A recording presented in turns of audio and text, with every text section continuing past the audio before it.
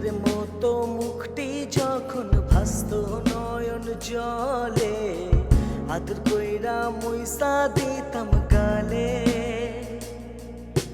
ঘাটে আইসা পাশে বইসা জড়াইতো এ বুকে, বলবো আমি এ কথা কেমনে?